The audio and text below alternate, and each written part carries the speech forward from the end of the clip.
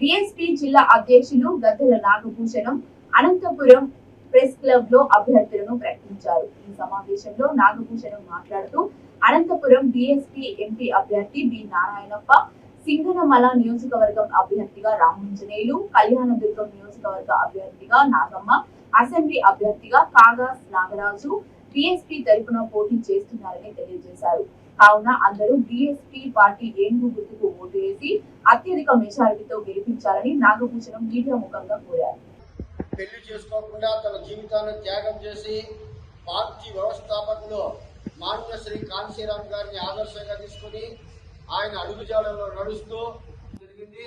B Narayanappa గారు న్యాయవాది, యువకుడు, పార్టీలో మననే జాయిన్ అయ్యాడు.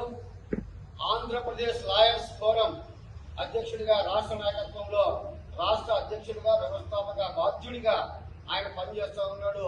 యువకుడు, ఉత్సాహవంతుడు, విద్యావంతుడు, ఈ జిల్లాలో సమస్యల పట్ల అంతో ఇంతో అవగాహన కలిగి ఉన్న వ్యక్తి కాబట్టి అలాంటి వ్యక్తిని పార్లమెంట్కి పంపిస్తే ఈ జిల్లాలో ఉన్న నిరుద్యోగం సమస్య, కరువు సమస్య, నీటి సమస్య మీద పార్లమెంట్ తన గళాన్ని వినిపిస్తాడని చెప్పి నారాయణప్ప గారిని పార్లమెంట్ అభ్యర్థిగా ప్రకటించడం జరిగింది అని చెప్పి తెలియజేస్తా ఉన్నాం.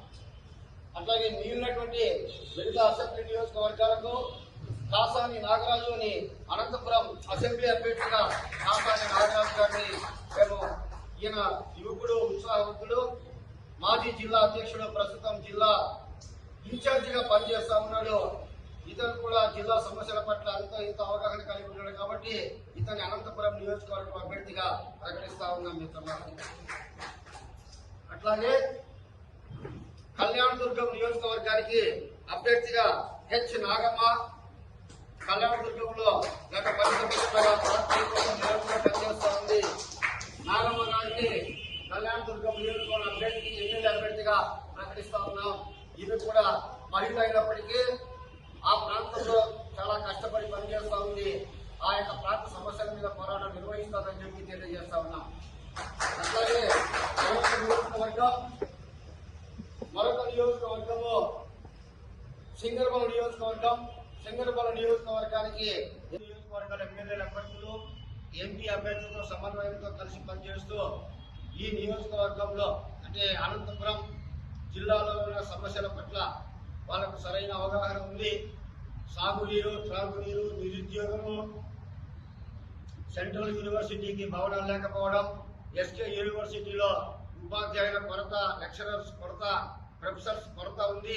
అలాగే హాస్టల్స్ లో చదువుకునే విద్యార్థులకి సరైన భోజన సౌకర్యం లేదు. ఇప్పుడున్నటువంటి రాష్ట్ర ప్రభుత్వము వాళ్ళకి ఫీజు రియంబర్స్మెంట్ పేరుతో అమ్మఒడి అని చెప్పి మోసం చేస్తూ ఉంది, మహిళలకు మోసం చేస్తూ ఉంది.